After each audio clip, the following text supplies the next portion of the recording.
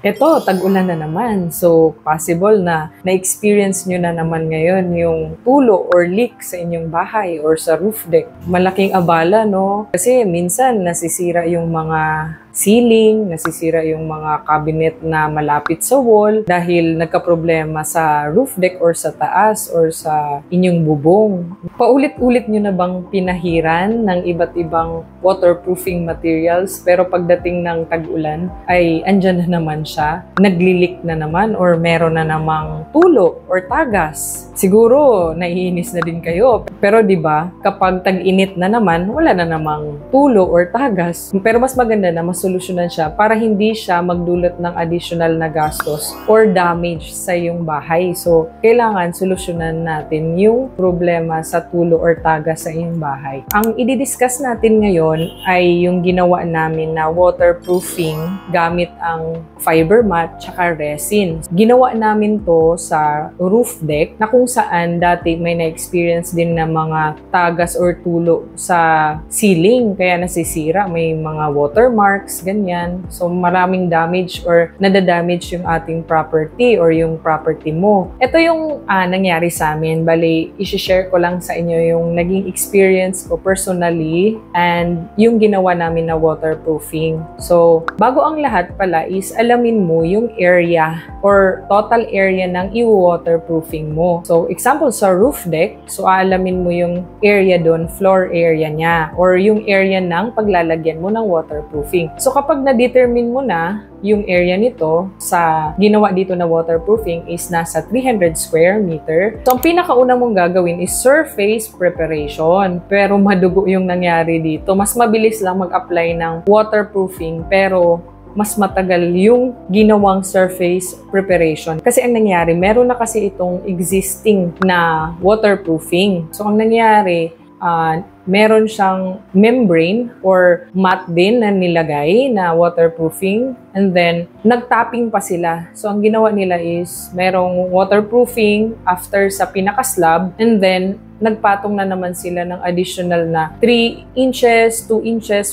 hanggang 4 inches na kapal ng tapping. Kaya ang nangyari, napakadugo talaga yung nangyari. Binakbak namin lahat yung pinaka-tapping nun, ng waterproofing na luma. Kasi nga, yun nga, may problema, naglilik. Grabe, matagal yung ginawa dito. Tapos, nung natanggal na, binakbak na, jackhammer, tapos natanggal yung mga bato, pagbaba naman yung problema sa building, tapos pagtapon. Kaya ang pag-waterproofing sana is madali lang kung yung surface mo is ready na or bago pa, hindi ka pa nag-waterproofing, mas mabilis yun kaysa sa rework or katulad nito. Hindi namin siya basta pinatong lang kasi hindi namin malalaman kung yung reason ba nun or saang area ba may problema. So, ang ginawa talaga is nilinis talaga yung buong roof deck. Tinanggal talaga yung existing na waterproofing or yung waterproofing before. So, pagkalinis nun, nag-tapping ulit. Pero, yung bago ka mag-tapping is kailangan mo muna ma-determine yung takbuhan ng tubig. So, yung dapat yung drain, yung mga drain is malocate mo, no? Na-locate mo na kasi meron namang existing. Kailangan, yung tapping na ilalagay mo is i-measure or i-check mo naman,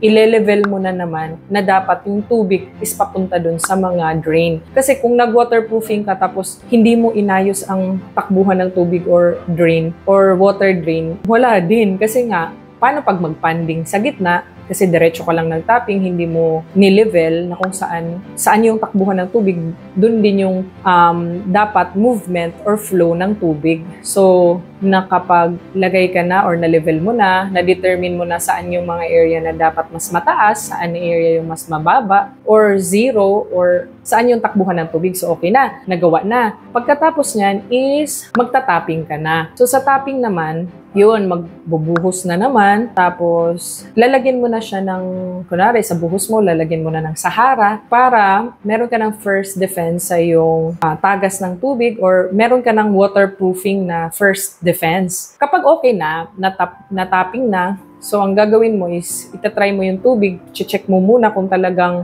para pag nakita nyo na may problema sa gitna, kunwari nagpanding doon, pwede pang remedyohan. So, dapat i-check siya after nyo mataping. So, kapag okay na, yung takbo ng tubig is, nandun na lahat sa drain, wala nang problema. So, proceed ka na talaga sa waterproofing. Medyo mahaba-haba na. Pero kapag bago yung structure at magwo-waterproofing lang kayo, is madali lang yung application ng fiberglass or fiber mat at saka resin na combination. So, ano siya? Combination siya ng dalawang materials at syempre meron ding hardener or catalyst na ginamit yung pangpatigas niya. So, ang gagawin lang is ifa-follow mo lang yung mixture na recommended ng iyong supplier or magtatanong ka sa kanila.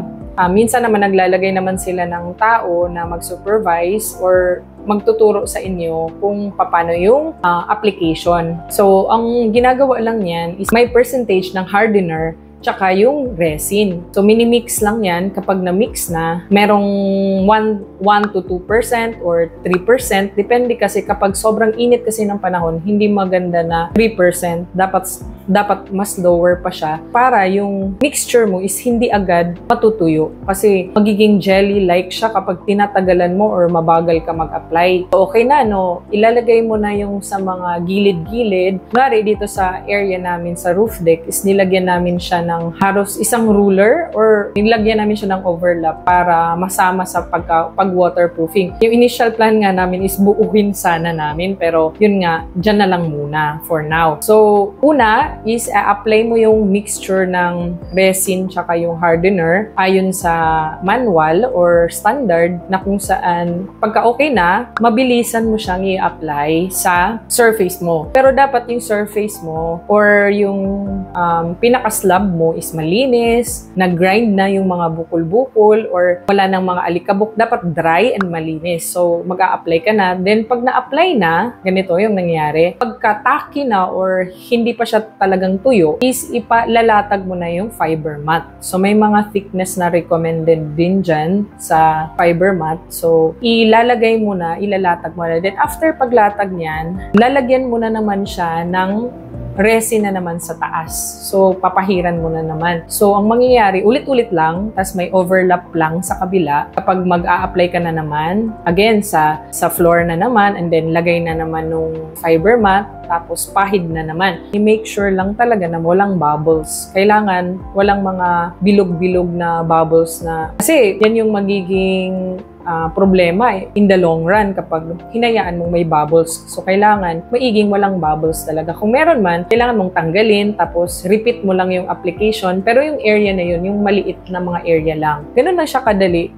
Mabilis lang din siya in-apply kapag dire-diretso na, nalagay mo na lang ulit, repeat lang hanggang sa matapos mo yung buong roof deck or yung area ng paglalagyan mo ng waterproofing. Ngayon, kailangan hindi siya mabasa ng ulan. Kasi nung malapit na naming matapos, biglang umulan. So, yung area na naulanan, nagkaroon ng bubbles, kaya nirepeat namin lahat doon. Buti hindi naman malaking area yung nirepeat namin. So, kailangan, kapag nag-apply ka nito is, tignan mo sa internet or sa forecast kung uulan ba o hindi. Kasi mahirap na maulanan, tas mag-bubbles, di ba? Siyempre, magastos din eh. So, ang nagastos namin dito sa materyales at saka labor, dun sa waterproofing alone, hindi kasama yung pagtanggal ng previous na waterproofing or yung previous na tapping, hindi natin isasama yun kasi medyo madugo at mahal, magastos yun. Yung mismong waterproofing, yung kasama na lahat ng materials na ginamit, tsaka yung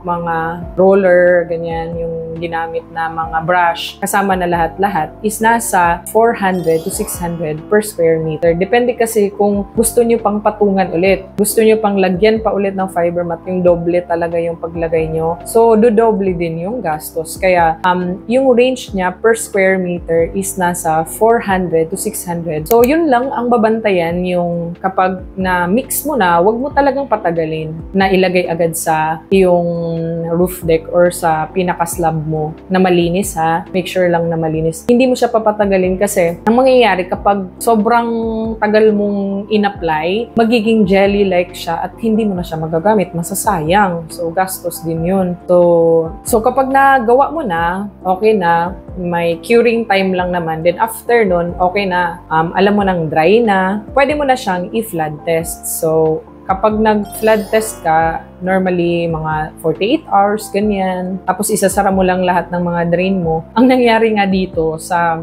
pag-flood test namin is pinaabot nga namin ng 14 days. Trinay lang talaga namin para makita talaga kung meron pang mga tagas sa mga gilid or baka matagal bago makita yung tagas. So, pinagalan talaga namin. So, after ng flood test is in-inspect naman yung may mga previous na may mga watermarks. Wala namang nakita. Then, continuous po rin yung observation kasi syempre, umuulan na, tag-ulan na. Kailangan talaga ma-make sure talaga na talagang wala ng tagas. Kasi syempre, gumastos tapos baka meron pa, di ba? Pero based doon sa almost 2 buwan nang nilagay yon, so far, wala pa namang nakikitang tagas. Tsaka, ang tagal namin siya filinad test talaga. More than talaga ng 14 days. Dapat saglit lang yun eh. Para lang talaga ma-check kung totoong wala ng tagas kapag yun yung ginamit namin as waterproofing. Kasi nga, laking abala talaga yung may tagas, may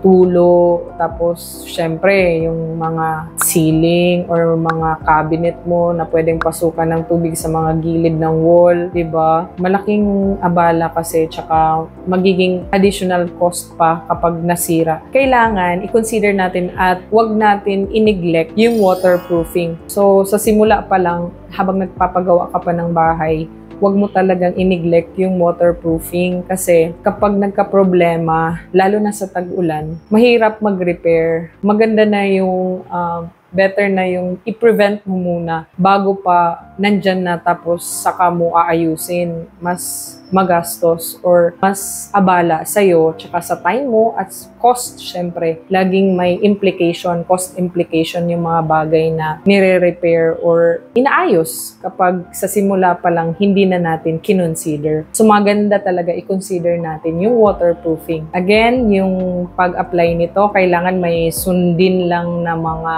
kailangan naka-mask, tapos syempre naka-protect yung skin mo kasi syempre makati yung fiber mat. So may mga kailangan lang na gawin at saka sundin. Maganda siya na gawin siya sa open space kasi medyo may amoy talaga siya, yun yung ano. Pero i-discuss na lang natin yung advantages saka disadvantages niya sa susunod na video. Marami pang types of waterproofing eh. Merong liquid membranes, merong sheet membranes, merong cementitious coatings, yun yung kadalasan ginagamit. Tsaka actually nakagamit na din kami before, which is hindi din siya nag-last. Ilang taon or isang taon lang ata tinagal, ayun, meron na namang tagas. Kaya ngayon, ang ginamit na namin is itong composite na, yung gamit na yung resin tsaka fiber mat. Kasi yung fiber mat, mag-a-act siya as reinforcement sa mixture. Tsaka siya yung magdi-distribute ng stress throughout. Kasi kung sa semento, partner niya is bakal. Dito naman sa fiber mat resin na waterproofing, yung partner, di ba, is fiber mat tsaka yung resin. So, meron lang siyang hardener. Simple lang yung pag-apply nito. Pero yun nga, yung crucial dito is yung nabanggit ko kanina, yung kailangan yung surface preparation mo is maayos talaga. So, throughout sa paggawa ng waterproofing is kailangan talaga yung surface preparation is maayos talaga. Kung wala pang waterproofing yung inyong pinagawa or balak yung lagyan, is mas maganda kasi hindi kayo mahihirapan or mag-redo or uulit ng work. Marami ding nag-upload ng videos dito about fiber mat tsaka resin na combination ng waterproofing. Pwede nyong mapanood. Halos ganyan lang din yung application yung pinakita ko dito sa video. And if may tanong ka, feel free to comment. I hope na may natutunan ka and huwag kalimutang mag-subscribe para i-support yung aking channel. See you again sa aking susunod na video. Bye!